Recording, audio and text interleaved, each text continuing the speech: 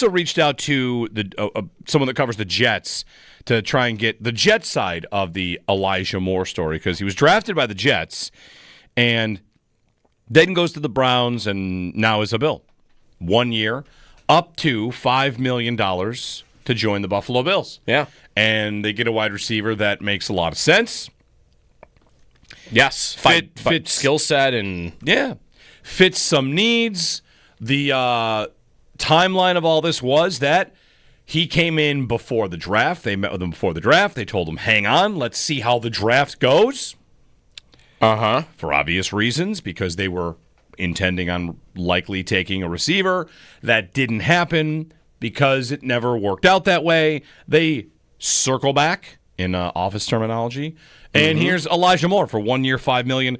We got to get Sal back to explain how, because we were talking about that unrestricted or unfree agent, whatever. UFA tender or whatever. Yeah, there's a UFA tender we all kind of learned about and how that was going to affect the timing. But the Bills wasted no time and paid him, and his incentive goes up to $5 million.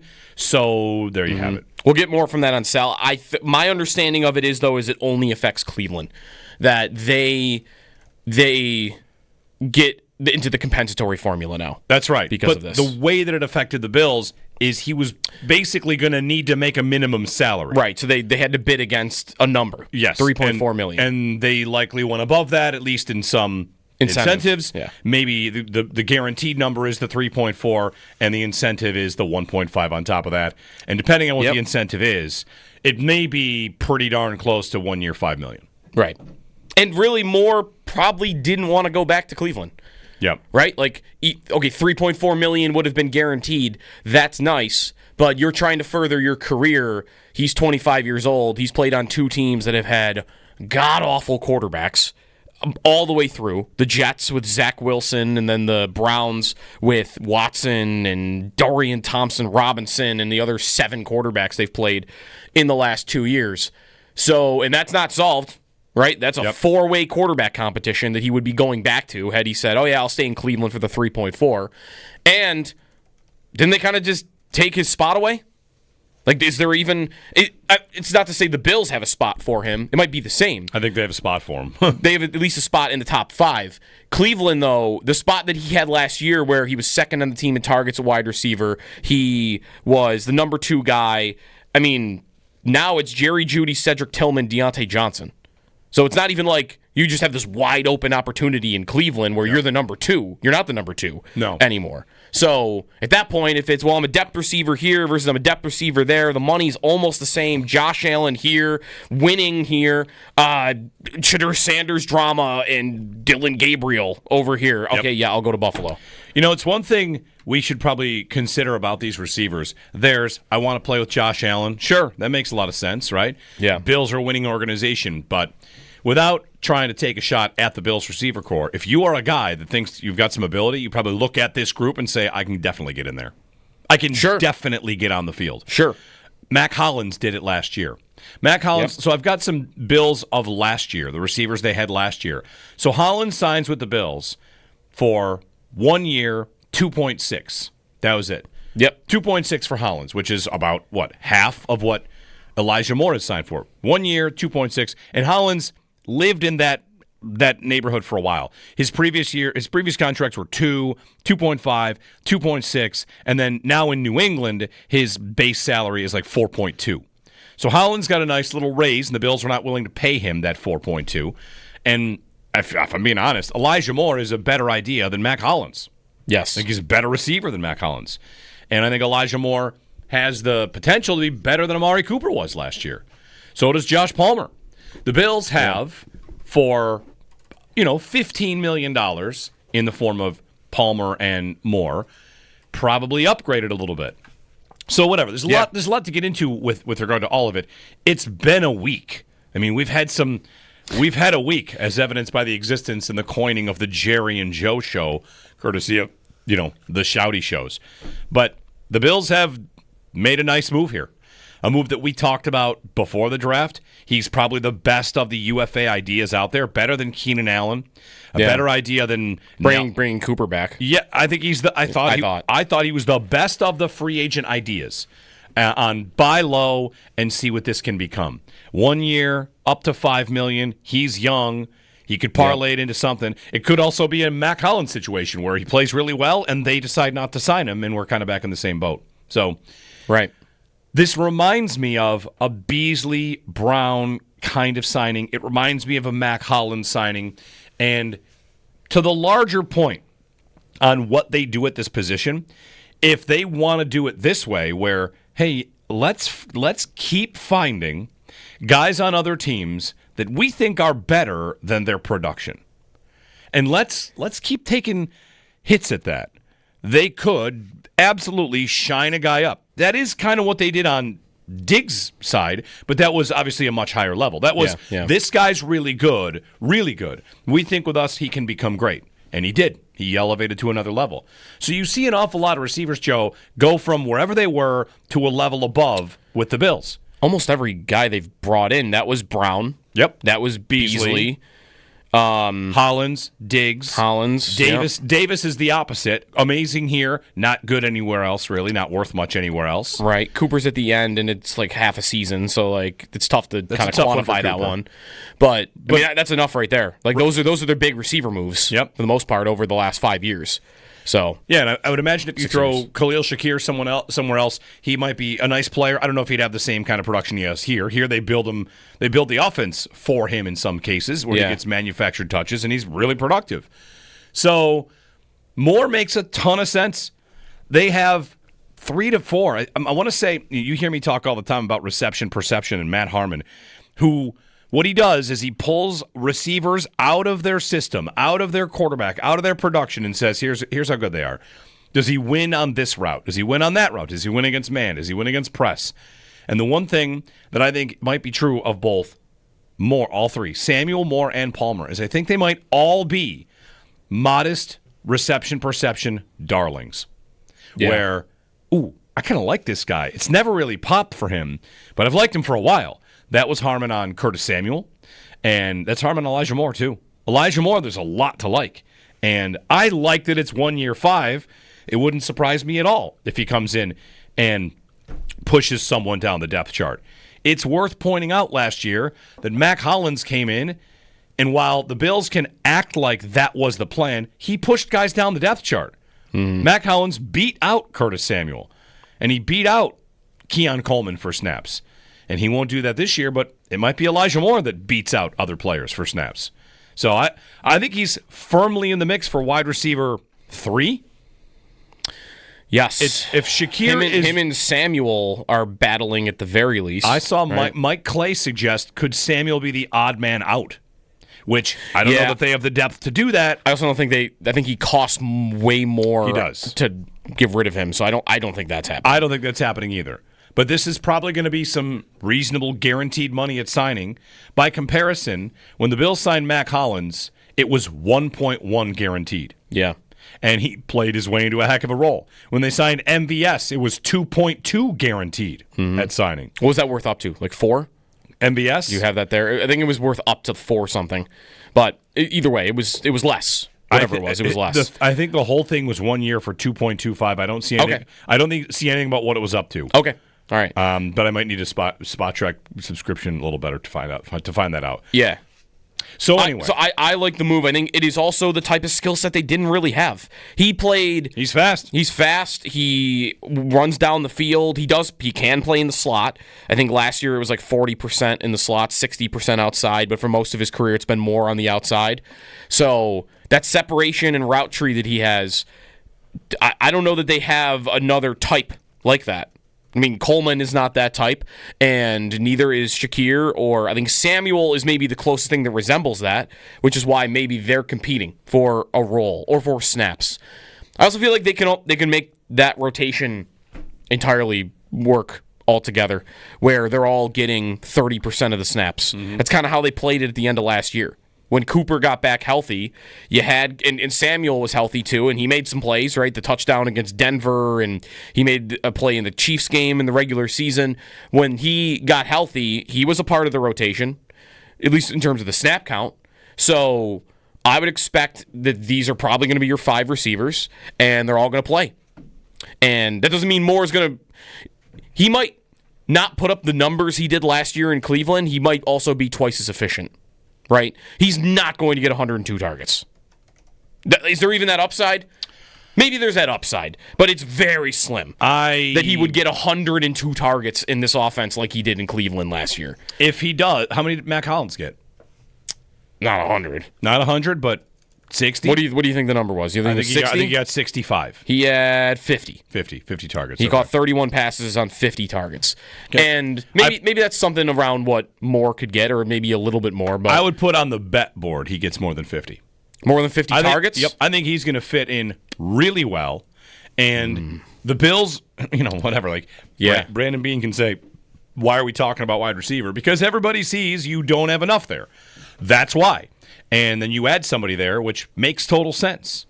So where can Moore slot in? Who is definitely better than him? Josh Palmer's had a slightly better career and looks like a nice player. And they would certainly appear to believe, and the league would, that Palmer is better because he got a much bigger contract. He got twice as much. Yeah, twice as much.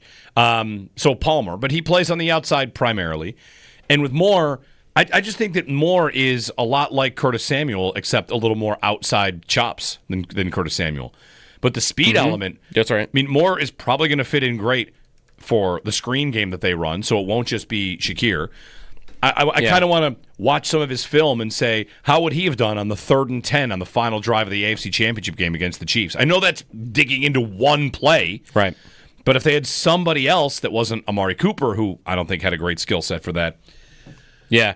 And by the way, on the volume versus efficiency point, like if he doesn't get 100 targets and he gets 67, he might catch as many balls as he did last year.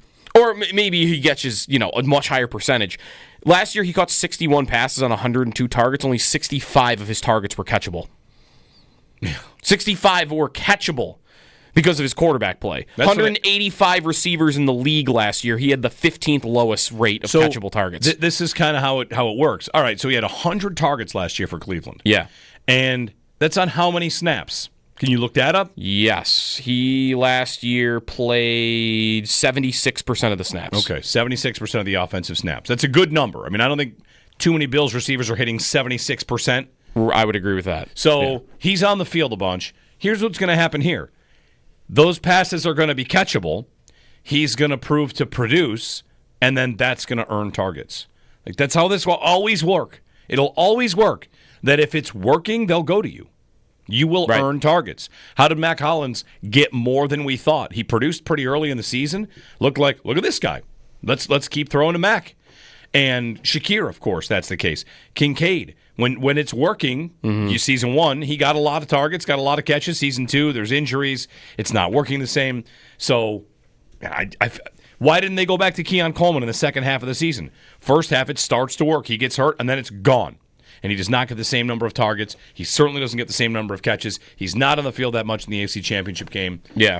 I just think this is a really nice ad and something that the Bills, I mean, you don't exactly want to celebrate or spike the football over a player that's signed after the draft, but you might not find many more impact players that are signed that make a bigger impact than this one will, I think. And this is a part of the whole conversation about even the minutes before Beane came on the air on Monday, we did talk about when they signed guys like this last year, and that they still could do it because I think everybody believed there needed to be one more receiver, a veteran especially, that has played in the league in this room, because you have a lot of ifs at that position, and some of them are injury, some of those are development, and if Curtis Samuel twists his ankle in training camp, then I'm at Tyrell Shavers is playing meaningful snaps for me. And I like Tyrell Shavers, but am I really comfortable with that being the plan going into a year, as he is the immediate backup plan? And when they've often had guys, like last year, when that happens, guys that have played in the league, veterans that are ready to step in. And they didn't even have that option. And now they have it. And the Bills just admitted they thought they needed another guy in the room, and that even Beane also said this in his press conference after the draft, that they thought they were going to draft a receiver higher than they did. Yes. And to me, this is proof of that there was room for another guy. Beane said they thought they would draft a guy before round 7, They said they checked in with Moore before the draft. It all adds up to there needed to be another body in this wide receiver room. Someone of consequence in this room that isn't, a guy that's a kick returner, and maybe we'll see if he could play on offense. Can I give you a couple of comps from Matt Harmon at Reception Perception? Because Sure. There's some interesting stuff in here. When I say he's a darling of this website, Diggs was a darling of this website. And personal story, I draft all of my fantasy football receivers based on what Matt Harmon says, and I have stud receivers everywhere. You're just going to it's a great site to pull out what receivers do. So he says, Elijah Moore was one of Reception Perception's biggest flag plant players coming into his second NFL season. He didn't do a ton, but he looked the part. He looked great. Everything seemed to be lining up for a breakthrough campaign for the gifted young receiver, and yet he ended up at odds with his coaching staff and ended up in a dramatically reduced role. Right. If that sounds familiar, it should. There's some distinct differences, but it's not too dissimilar to what took place with Brandon Ayuk 1 year prior. Yeah. He's talking about this guy looks good. He's playing with a bum. He's with an offense that doesn't know what it's doing. Sometimes receivers get treated as divas. Other times, you're the only one out here qualified because you're playing with Zach Wilson. Yeah. Or you're playing with who would have been the offensive coordinator at that time. Adam Gase. I go back and check some Jets offensive coordinators. I don't even remember. Hey, Mike White might have been playing quarterback at times. Maybe. Yeah. Like, listen, I'm good, and my career's being wasted. He goes to Cleveland. He's supposed to be paired with Deshaun Watson, of course. Deshaun Watson, that blows up. So if you're Elijah Moore, you have been in the league for a little while, searching for a home where you can finally show what you can do. And if this is one of the Bills' little models here to shine up receivers like this, as we just laid out with Beasley and Brown, and I think it's a good idea. That might be a reasonable model. Shouldn't it also speak to what they think of him as the player and as the potential upside of the player when this isn't Matt Collins, he's going to come in and be a leader and be a voice in that locker room. Like, that's what Hollins was described in those ways very early on after he signed with the Bills. That, hey, his value is not just going to be this on the field. It's not just going to even be at wide receiver. It's going to be special teams. It's going to be what he does in the locker room. It's going to be leading Keon Coleman and young guys. Whereas Elijah Moore got into that beef with the Jets that saw him traded out of town because he got mad about playing time and how bad the quarterback play was and the whole thing that was happening in New York. He got into it there. He got suspended last year in Cleveland for disciplinary reasons. We talked with Jonathan Peterlin earlier in the week, and he did tell us that he never heard there was ever a problem with him in the locker room. But he did get suspended for disciplinary reasons. The Bills just picked up a receiver that, disciplinary suspension, got into it with the Jets even before that, and they still signed him. Wouldn't that kind of tell you they think the player is potentially really good? Is it okay to like him even more now? A little bit. I think that's fine. Maybe he's got the makeup to want to be great and has been stuck in places where he can't be great. And their willingness to sign a guy like that, to me, I think it speaks more to they think that the type of player that he's going to be on the field is exactly what they need. And I don't even know how you could debate against that. It's been most of our receiver talk during the offseason is this is the type of receiver they needed. They needed a guy that could separate and win down the field. Somebody that can even run the routes. And now, again, you are making an assumption he makes the team, and at the moment, I would. I definitely would. That he will be the guy that's running those routes and pushing safeties back. So, again, I want to read you more from Reception Perception. This is going back in time, but benchmarks. There are indicators here. This is the story of a wide receiver who got off on the wrong foot and might still have a lot left. This, to me, you want to make this a quarterback conversation? This is Sam Darnold. This is, wow, forget it. His career's over. He's toast. Or Geno Smith. By the way, these are all Jet stories. These are all Jet stories. Right. Not only bet on a guy that really couldn't do it somewhere else, bet on a guy that was in two dysfunctional organizations like Cleveland and New York. Right. So, honestly, Matt Harmon, Moore cleared not one, but two key benchmarks we look for when trying to project breakout receivers. 75% success rate against man, one of the best indicators of a high-level outside receiver, and 80% success rate against zone. We want to see that to see receivers pass if they're going to be great slot or outside players. He had both of those. Matt Harmon looked at this dude as a rookie, broke down the film, and said inside and outside, he wins. There are good indicators here. He said during his second season, the most frustrating part of his second season is, what? He was still open all the time. Yeah. The guy gets open. He gets open. He has been doing his part. Yeah. Moore's brilliance is shown in the intermediate areas. Where Garrett Wilson is dominant on layup routes, Moore's refinement shines through on curls, comebacks, outs, digs. Such a pro when it comes to the little factors in playing the position and creating separation from a variety of coverages. Mm-hmm. It really is. I don't watch these antique roadshow shows, but hey, what do you think of this thing? Like, this actually might be amazing. You know, yeah. There are people that have liked this player. And the NFL gives you 10 minutes to prove you can do it, and especially at that position where every single year there are 15 new sexy ideas. And there's a point here about, receiver and the value of drafting them. Receiver gets expensive, and drafting them is cheap. So Elijah Moore kind of has to limp back to the league and say, all right, what can I get? Where can I go? How can I prove it? Right. Especially when you're still young. You're 25 years old. That is, to me, the biggest difference, I think, between... Maybe there are two. You just kind of spoke to the other one. Between this May signing... Well, I guess it was April when they signed him. April 30th. But post-draft receiver signing this year versus the post-draft receiver signings last year. Last year, you had one guy who was 30 in Marquez Valdez-Scantling. One trick pony, downfield routes. You knew exactly what he was. He had played in the league long enough. You knew what he was. And then the other guy was Chase Claypool. Now, he was a little bit younger, but all the things we're talking about route trees and beating man coverage one-on-one and separation ability and speed down the field, Claypool didn't have any of that. Yeah. And the level of Claypool was just you're betting on a physical freak figuring out how to play the position in a way that he hasn't really already. Moore is more, to me, he knows how to play the position. It just hasn't really lined up yet. And to me, a bet on a guy like that is much more likely to work than the other two bets, like MBS or Claypool. You know what they guaranteed Claypool at signing? $25,000. Probably as low as you possibly can. Like that's just the minimal investment. Sometimes you get $25,000 to practice for the Bills like 2 times. We did this with Trey White. When the numbers come in, what does it say? Yeah. And for Trey White, it was he's on the team.